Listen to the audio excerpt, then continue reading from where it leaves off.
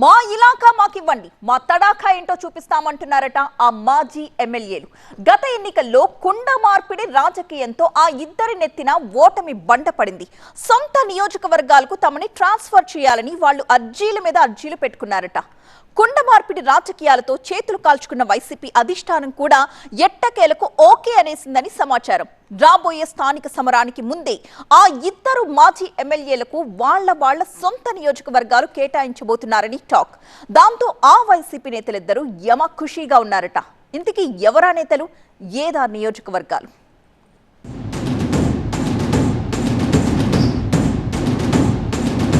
2024 ఎన్నికల్లో గెలుపే లక్ష్యంగా గెలుపు గుర్రాలను ఎంపిక చేసే పనిలో వినూత్న ప్రయోగాలు చేసి వైసీపీ చేతులు కాల్చుకుంది.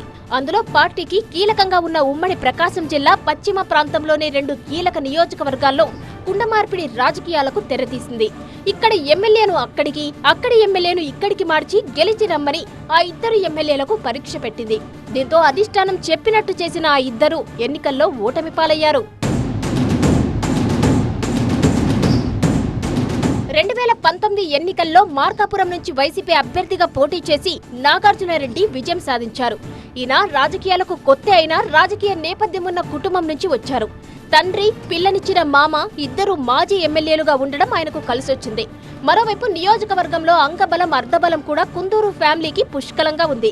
అయితే ఇదే నియోజకవర్గం నుంచి 2014లో వైసీపీ ఎమ్మెల్యేగా జంకె వెంకటరెడ్డి గెలిచారు.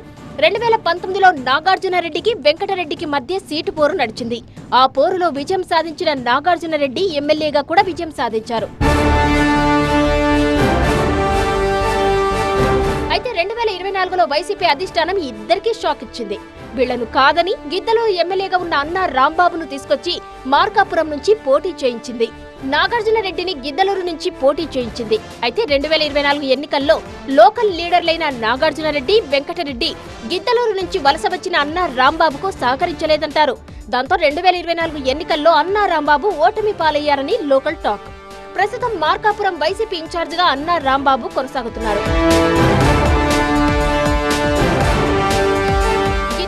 అన్నా రాంబాబుకు రెడ్డి సామాజిక వర్గ నేతలతో విభేదాలు తలెత్తాయి.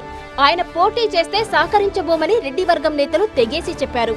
దీంతో అన్నా రాంబాబును మార్కాపురానికి షిఫ్ట్ చేసి మార్కాపురం ఎమ్మెల్యే కుందూరు నాగార్జునరెడ్డిని గిద్దలూరు బరిలో దించింది అధిష్టానం. అయితే ఈ కుండ మార్పిడి ప్రయోగం 2 చోట్ల వికటించింది. గత ఎన్నికల్లో గిద్దలూరు నుంచి వైసీపీ అభ్యర్థిగా పోటీ చేసి నాగార్జునరెడ్డి ఓడిపోయారు. ప్రస్తుతం ఆయన గిద్దలూరు ఇన్ఛార్జిగా ఉన్నారు.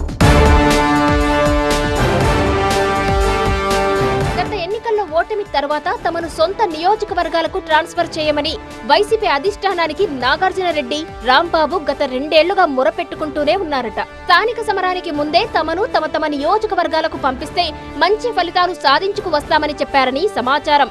అయితే ఈ మ్యాటర్ పై ఇప్పటి వరకు క్లారిటీ ఇవ్వని వైసీపీ హైకమాండ్ ఇప్పుడు కొద్దిగా మెత్తబడిందని సమాచారం.